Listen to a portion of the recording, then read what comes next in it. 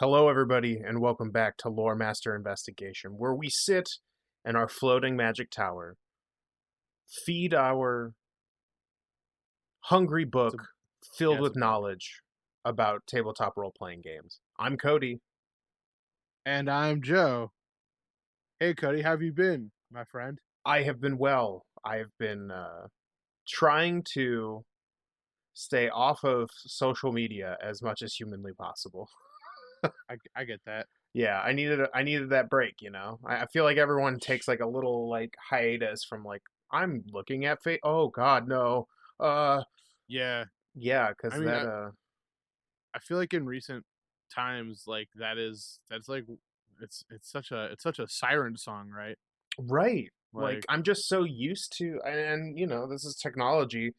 I'm just so used to like getting up in the morning and being like, oh, I wonder what happened in Facebook last night or this morning, and then I'm trying not to do that as much, and it's hard. sure. I might actually have to Yeah. like delete the app just so that I can like get some, but I do use Facebook for more than looking at what's going on, so like it's hard Sure. because like I'm trying to keep the parts that I need to like do the podcast and do like other things, but like Sure. also it's kind of that weird balance, but I feel i'm that. i'm managing. What about you? What have you been up to? Oh man, I've been reading comic books. Nice. Um I've kind of been like excavating my room a little bit, and I found my e-reader that I had misplaced at one point. And it still works and everything. That was very exciting. So I'm reading a comic called Mr. Miracle, Okay. which is from like I'd say like I think it's like a decade ago, something like that, maybe Sure. a little bit less than that. But it is taking characters from Jack Kirby's Fourth World, which is like this whole crazy thing that Jack Kirby developed when he went over to DC. Um, when he jumped ship from Marvel and went over to DC, and it's like his magnum opus new age mythology of like there is the world of New Genesis and Apocalypse and things like that, spelt with a K, and that's where like Dark Side is from and things like that. And it's a very interesting kind of angsty book Okay. that has some like interesting like I would argue like tonal dissonance because it has like very classic like comic book narration. So it's like, will Mr. Miracle be able to get out of this jam? Tune in next time, dear readers. And then like you get into the dialogue and it's just like very like moody and about like, what does it mean to be like a good person, and like, Mr. Miracle can escape any situation, and so like at the beginning of the comic, he tries to like commit suicide, but he's like the master escape artist, so he can't do it because he's escaped death, and it's just like, Oh, man. But it's interesting, right? Because it's like there's such like a fascinating tonal dissonance between like this very classic like comic book narration of like, tune in next time, dear reader, and then just like, am I a good person? right. And the fact that he tried to kill himself, yeah, that's really strange. Like Yeah, just hearing it's about it feels like weird. It's kind of like that one game that was really popular like 2-3 years ago on the internet. It's called Doki Doki Literature Club. oh, that game. Yeah. Okay, yeah. uh I was like, is it that one or is it Undertale? Because you yeah. can make an argument for Undertale as well. Yeah, depending on which route you go in Undertale, but yeah, Doki Doki Literature Club feigns itself as a kind of a pretty traditional uh anime dating sim, but kind of goes off the rails in ways that and this isn't really spoilers at this point, because if you didn't know it by now, you probably weren't going to, and if you try to download it on Steam, it warns you about these things. So there's no way to Oh, is it go. now? Well, yeah, because like if you look at the Steam tags, one of the tags is psychological horror, and one of the early messages in the game is like, this game tackles some pretty serious stuff, and it's like, wait, this is a dating sim, what? Like, you kind of know that something weird's gonna happen, but like to what length and what it is kind of hidden. Sure, one But hundred it's got a percent. huge tonal like change. It kind of does like a complete 180 on you. That's fun. Yeah, Yeah, I mean, it's one of those things where it's a weird idea. And I've also been watching, classic, like, DC cartoons from, like, nice. when we were Like kids, and Batman those are fun. animated series. Batman, Justice League He Unlimited, which was has can we talk about how fucking big Bruce Wayne is in Batman the animated series? yeah, Like the fact that he just looks like a giant uh he's like a trapezoid. yeah, he's just like a big fucking trapezoid. Like his shoulders are just like, 30 miles apart and then like it goes down to this like real skinny waist. Like Yeah, well, and then you go to, like, Justice League Unlimited, and it's pretty clear that they have, like, a couple standard character designs, sure. like, that is one of them. So it's like, but I think, like, a thing that I really appreciate about the show that I never necessarily got from the movies, even, like, the Nolan movies, is that it's like, man, superheroes are dorks, and I like them best when they're dorks. Um, Okay, okay. yeah, they're very cool and they're very heroic, but they're also very dorky. There's, like, a great episode that, ends like, the whole idea of it is that it's like the league is a little hard on Wally West Flash for, like, being kid-like, and it starts off with him complaining with another Justice League member, and they're playing Rock'em Sock'em Robots. Yeah. And then at the end of the episode, Martian Manhunter is like, "Hey, Flash, I'm, like, really sorry that, like, I was mean to you before. You did a good job on the mission. Do you wanna play Rock'em Sock'em Robots?" And Flash is like, "Cool, I call the green one," and he runs out of the room, and then Martian Manhunter's just like, "But I wanted the green one." And it was so funny to me, right? Because it's like, it's kind of set up as almost like a, "Oh, I'm throwing you a bone," like, "I still think you're kinda childish, but, like, I appreciate it." But it's like, no, he wanted the green one. He wasn't saying that to anyone in particular except himself, so Right, right. superheroes, they're kinda dorks. Yeah. Man, Cody, the view from the floating castle tower, depending on the week it Yeah. is quite lovely. It is really lovely. I'm glad that I Yeah, spent all of that money from the budget to get this. It's yeah, great. I even restocked the mini the fridge, yeah, the mini fridge in the bar so like there's plenty of stuff for us to consume. But that's cool. do you hear that? Grr, grumble, grr. Man, it it's in stereo this week. I That's yeah, amazing. it's great. But he's looking kind of Hey, hungry and it's Bookie, everyone's favorite character, the book. Yeah. I got a fan letter yeah. to the floating castle that's like, "More Bookie. We don't More need you Bookie. guys." Yeah, well, I Yeah. mean, ideally in a perfect world, this will eventually become Bookie's show, and Bookie's we'll podcast. just come on as guest stars occasionally, Is Like, that the secret con? Is that, like, we're giving him enough information to run his own D&D podcast? yes. Okay. Fair enough. Yeah, yeah, yeah. I mean, I think in the long run it'll benefit all three of us, Bookie will That's finally get fair. his spotlight that he so rightfully deserves, and Uh-huh. we can like work on some of the other content, Sure. Yeah, Heck yeah. we just got to work on it Alright, a little well, bit. But I'm actually kind of shocked that anyone got fan mail up here. Uh, yeah, it was like a paper airplane. damn. Um, Man, I wish I could make yeah, airplanes that could go up into the fucking sky. That would be dope. Mine sure. just kind of go Well, "Brr, brr," and just hit the ground.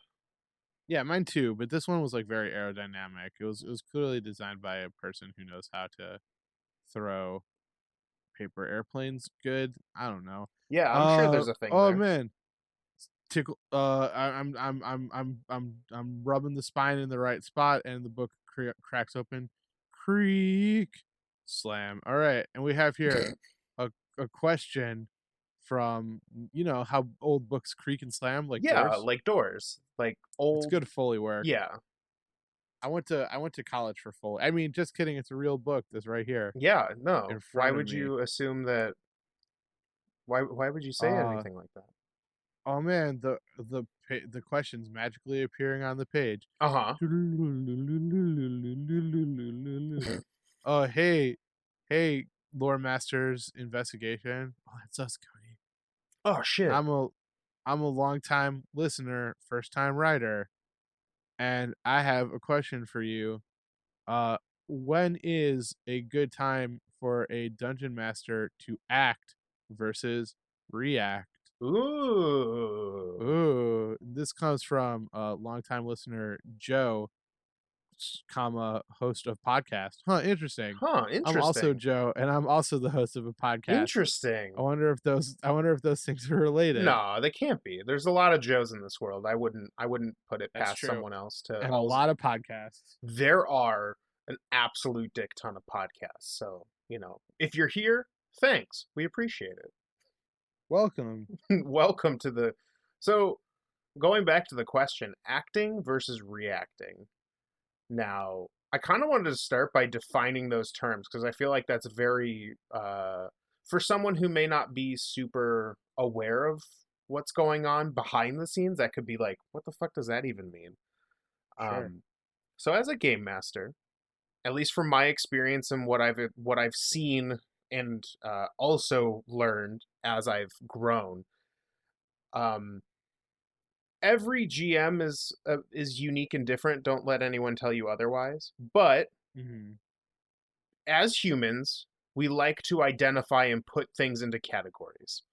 It is Sure. this weird human trait that we have, and a lot of people across the globe over this wide internet lump game masters into two different categories. You're either Okay. action oriented Uh-huh. or reaction oriented. I Yeah. personally think it's a little bit more nuanced than that, and whatever. But for the sake of this, let's define what an action-oriented GM is, and that's Okay. somebody who likes to plan ahead. Almost, and this varies. This could be anything from world building to dungeon creating to making sure that you're familiar with the book that you're reading if you're doing published content. Um, this can be as simple as taking some notes before the session to downright planning every scene from moment to moment. Sure. A common critique in this style and what you see a lot on the internet is these action oriented GMs tend to railroad players into a very specific scene, and you don't really have the choices you think you have. A reactionary a reactionary GM tends to, much like the term, to improv, to react in the moment to the player's actions. This can be as simple as improvising a scene that the GM had no plans for letting the players go into, to move about in a world with literally no strings attached. Um, this is also like there are a lot of things that you can do to become a reaction oriented GM, but a pretty common critique is that if not done correctly, sessions feel like they lack direction or are kind of empty. Like nothing really means anything. Like there's nothing there, right? Um, that Yeah, for being sure. that being said, I think it's a little more complicated than that. And I wanted you to take over at the moment to talk about how you feel about acting versus reacting as a from a player's perspective, but also as a newly seasoned game master yourself. Sure. Yeah. I feel like so there's like if you're familiar at all with like the tabletop role playing game community, there's this like idea of railroading, Yeah, um, it's a which very dirty is term. yeah, it's a very dear it's and it's one of those deals where like the basic concept is that like the players have absolutely no like agency in like what they are going to do. The idea is that you are literally on tracks and like you know I listen to a couple actual play podcasts and occasionally dungeon masters will be accused of railroading their players in various situations um and so I think that um it's an interesting idea because it's something that like everyone kind of has an idea of what that means and like I there are moments I feel like the thing with the action versus reaction is that it's like a very delicate balance, and I think that a good DM has to do a little bit of both.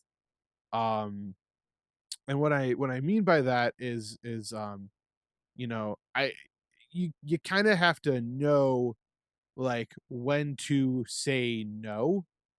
You have to know like when to give little pushes, and you have to know when to sit back and react. And so like basically, like know when to say no. It's not fun for anyone because a player can feel like, "Oh man, I'm not allowed to do whatever I want." And for a DM, it makes you feel like you're a mean teacher or like a very strict parent. Um, but sometimes it's just something you have to do. And I think that like it's always important to kind of have a logical backing for it. So it's like, hey, you can't do that because the spell takes a minute to cast, and that's like 10 rounds or whatever, and like that's really going to make yourself vulnerable. Or hey, that like doesn't make sense in this space.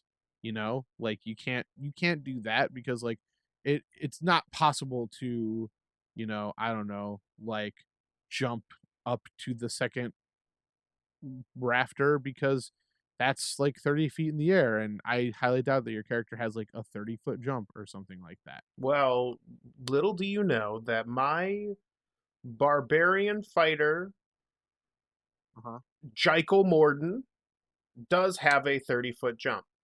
Sure. Can I see that on your character sheet, please? Yeah. Hold on. Let me send that over via Okay. fax. Let me just Okay. Wow. That's the sound of a fax machine, all right. yeah, no, well that was me typing out the information so that the fax would. I have the fax in another room. Ching ching chong, ching chong, ching chong. Wow, you have yours right there, huh? Yeah. But yeah, I mean, and so I think like, if you can back it up with rules, um, I say this all the time. Obviously in the books they say like, oh hey, rules are guidelines or anything like are things like that. But they exist to make it so that it's not literally just you like saying how cool you are. Like without some semblance of rules, then basically like, you know, there's no challenge to it. If you can basically just if you can think you can do it, you Yeah, know? well, I think it's also another thing, and it's something that even I struggle with as a player, because I don't do that a whole lot. I'm mostly a GM, but when I do play, I also struggle with the idea that like there is fun in failing. Sure. And I think we can get caught up in the fact that it's a game and like sometimes you're like, oh, I want to win, right? Like, oh, I want to win the tabletop role playing game. I want to be Yeah. cool and badass. But like sometimes I think we need to take a step back as players and just relish the fact that like unless your GM is absolutely terrible and is like, you're gonna die if you fuck this up, like relish the fact that like you don't make that jump and you land on a group of bandits who were having a secret meeting and now you and your party have to figure out how to get out of there without getting Sure. killed. Like there's fun in that. Yeah. um And that's something I appreciate with like a lot of the like there's a lot of systems that like have built-in benefits for failure right. to make it to yeah to take off the edge or the sting a little bit, I suppose.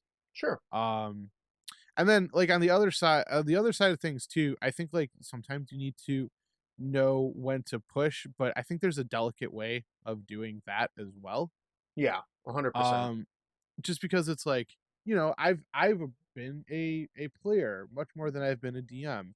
And like I know that it's sometimes very easy to fall into like ruts or spend a little bit too much time like, doing things that are like seemingly important in the moment that maybe don't necessarily account too much.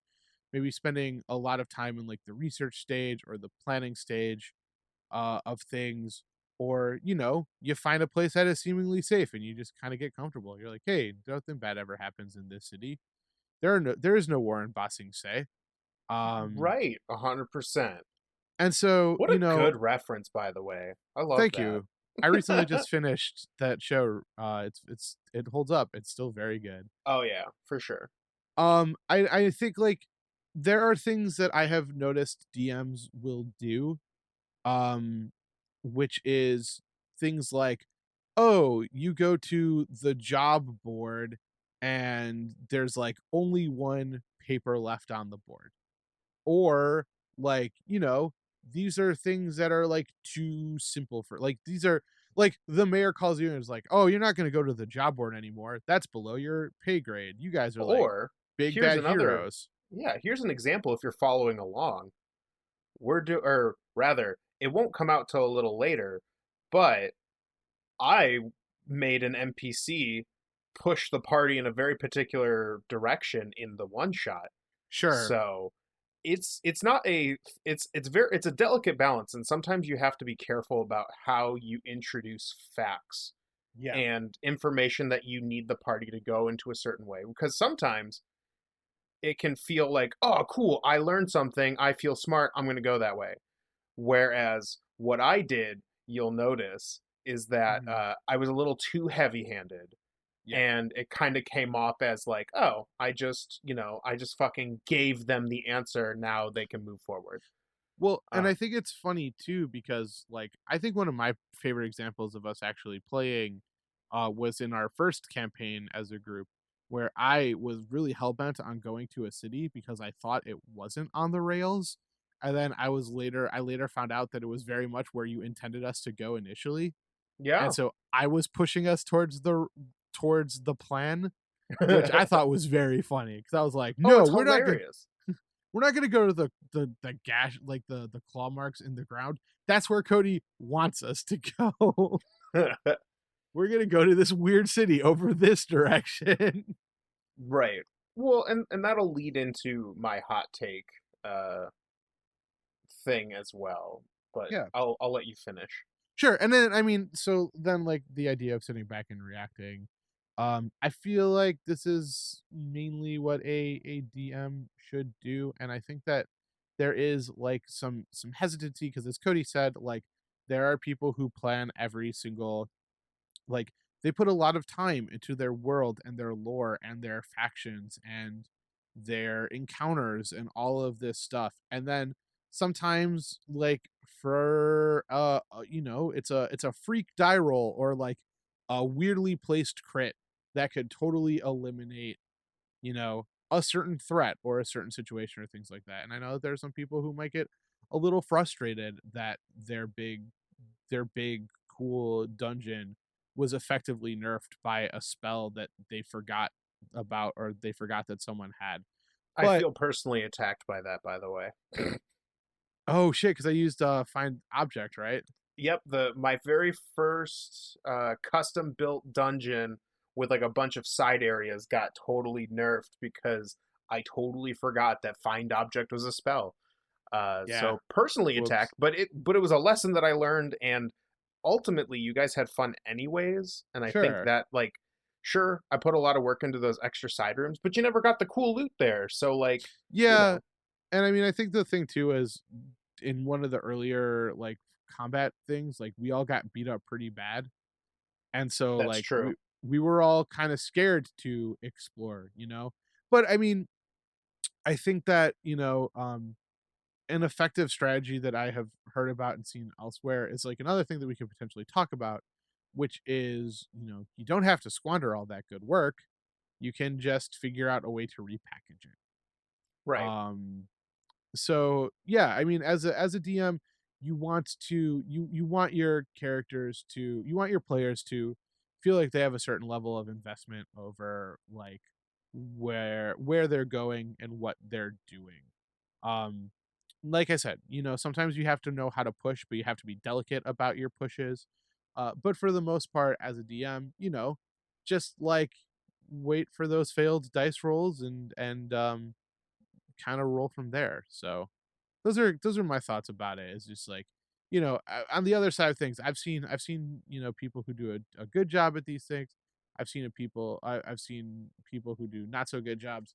I know that we've talked about little ways that you have influenced us without necessarily like pushing us in one direction or another. But it's something that it's like a fact of life, right? Because at the end of the day, at least in my or in our philosophy of Dungeons and Dragons, like you are as much kind of a player as we are in the thing. Right, right. Your role is just different. So Yeah, yeah. So I know you have a hot take. I do have a hot take, and I'm putting on my my thermal suit, my thank you. firefighter Yeah, uniform. yeah, yeah. Yeah. I'll make sure you're all bundled up nice. Get your marshmallow on a stick so that you can put it on your schmore. Um, I don't know why I put an ch in there, but it's a schmore now. Um, but I don't think there is a right answer. Mhm. I think I think people who solely use one or the other, like if you can make that work for your, because ultimately what ends up happening is um, there are, like I said before, there every game master, every dungeon master is going to be different. We might share philosophies and we might say like, oh, this is our right way, right? But again, I think both sides of this action versus reaction enhance my game.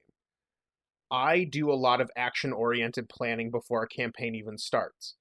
I do extensive lore building. I have a OneNote file on my computer that has so many tabs that it's difficult to find the information that I need. Um, but that being said, I leave blanks in the world building so that my players can also be a part and, facilitate the kind of collaborative storytelling part of the game. Um, I think I think a part of the reactionary thing is being confident in what you're doing. Mhm. I think that's a huge part of it. You could run into a store and stab. You could be like, I'm gonna stab the guy across the counter, and a rookie DM may not know what to do with that, and they'd be like, no, you can't. Hell, I think I've even done this before. Is they stabbed him, they hurt him, and then the shopkeep cast a spell, and they were no longer in the shop. Um, but a confident DM who knows how these situations can be handled can very confident be like, yeah, you kill them. Now what? Yeah. His corpse is on the ground, blood is pooling everywhere. You know that it'll just take a moment for anybody to walk by the shop windows to notice that something's wrong. Now you've got this other story. And a lot of what makes me, anyways, feel confident is knowing how my world works and knowing that, like, murder is not something that's accepted at anywhere, really, unless you're in some kind of weird death cult or something. Um, if you kill the shopkeep, the guards are going to start coming and you're going to have to deal with that situation.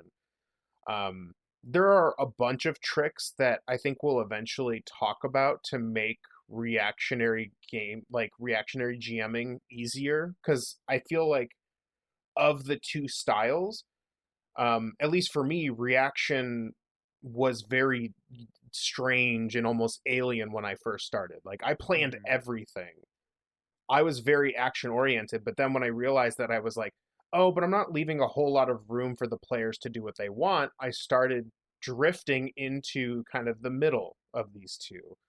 Um, you know, I think a big part of all of this too is like, if you do too much planning, you run into those RPG horror stories where like the GM says, "Oh yeah, this is going to be a huge open world and you're going to do all this cool stuff." But it ends up being this really railroaded thing where one of the NPCs becomes very like kind of the head leader of the party, and then like, I mean, I've seen some horror stories where like the GM or the DM put in like inserted this character and basically had a fight with himself, Mm. kind of a thing.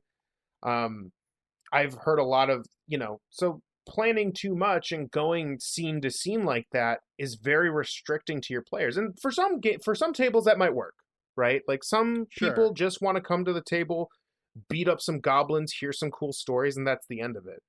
That's not how my tables work.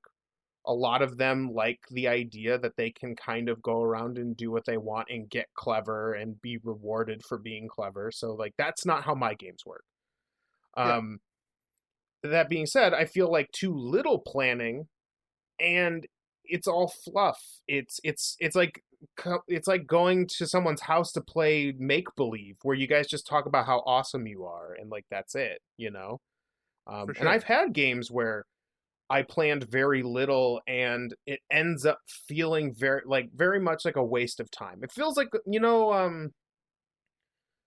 like those filler episodes in anime, but they're not good filler episodes, you know? Like they're like, "Oh god, why do I care about this side character who I just met and like their backstory, right?" And like they're not even an interesting character.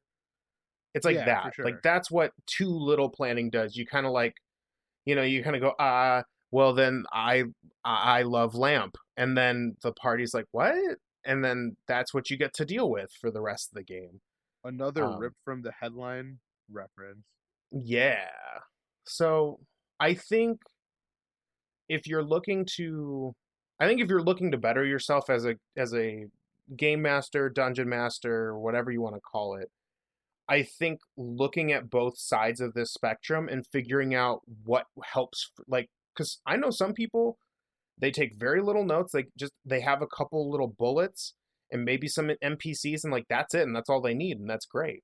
Yeah, But I think being able to look at both sides and being like, oh yeah, that really helps me. Like I love over planning things because like then I know my area and when they do crazy things, I can react. And sure. then vice versa, being able to improv scenes or just improv when like things kind of go shit, shit to the South. wind, like you know how to handle that. Yeah, So my hot take, I don't I think going too heavy on one side is probably not going to work super well with your table unless you have a very rare table that doesn't give a shit. sure. But something in the middle, taking both of those and put in kind of, patchwork making them. And it's in you're not going to and maybe this is something for every episode. Like not every not every game you play is going to be your best. Sure. You're gonna make a mistake. You're gonna overplan or not plan enough, or maybe you're too heavy handed with how you're pushing a scene along and it makes it feel like you're being railroaded, or vice versa. Maybe you let the players kind of get a little too silly and the party ends up doing nothing for like 4 hours. Like What? you're gonna have those days, and that's It's never okay. happened. It's never happened, huh? Um, Nope. Never yeah, and will. I've been playing for 5, 6 years pretty regularly at the very least. Not to say that it's been even longer than that for just tabletop role playing games in general, but like regularly, almost weekly slash bi-weekly. And I still make mistakes like that. So like don't Sure. feel bad if you make mistakes, just, take it in stride, learn from it, and, figure out what is good for your table, right? Because Yeah, at the end of the day, you could learn all this stuff and it might not mean anything for your table. Your table might be more reactionary and they just like dicking around. Maybe they're not looking for a a story that needs to like have these concise scenes with themes and all that. Maybe they're just looking to, kill some goblins and hang out with their buds, You don't know what every table's going sure. to be different. Yeah. Yeah, I think like, I agree that sort of at the end of the day, any of these episodes can kind of end with the idea of like, just keep an open mind and pay attention and learn your table and work with your table because that's a beautiful thing about tabletop role playing games. We've said it before. I've said it before. We'll say it again. Um, there's tables that will literally weigh out to the ounce everything in your pack to make sure that you're not over encumbered. There are tables where like who cares, Yeah, like your backpack might as well be a bag of holding in some campaigns and that's fine. Find the table that works best for you. Um absolutely. Yeah. And but it's a big those are community, you oh know? for sure. Yeah, and with the, with everyone kind of migrating over to the internet for the time being, like this is the perfect time to, hop in, figure things out, and Sure. learn a thing or two. Yeah. Well, hey, the book seems pretty happy right now. Yeah, it seems satisfied. I It's can hear licking it its purring a lips. little bit. It's licking its lips, Yeah. and I don't know what its lips are, but it's licking them. Hey Cody, Yeah. if people like this episode and they want to learn more, where can they learn more? They can go to our website at www.fandomroulette.com, where all of our episodes go live as they are uploaded to the World Wide Web. And if you go all the way to the bottom, you can fill out this little form with your internet handle and then whatever it is you want us to talk about. We would love to hear from the fans what kind of questions they have about tabletop role playing games, Dungeons and Dragons, what have you, that we can talk about on LoreMaster's Investigation. Yeah. And if a person, if you want to share this episode with a friend, but they don't use the same um, podcast service that you do, what are some platforms where people can find our podcast? We are on all sorts of platforms. We're on iTunes or the Apple Podcast. We're on Google Play, whatever their version of the podcast store is. Stitcher, SoundCloud, YouTube.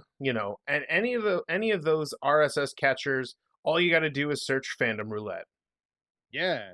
And if people want to engage with us on social media, where are some places that they can find us? They can hit us up at Twitter at fandomr_podcast. That is our Twitter handle. And then, if you want to search for us on Facebook and Instagram, all you got to do is go to Fandom Roulette. Yeah. Also, please remember to like, rate, review, and subscribe. Yes.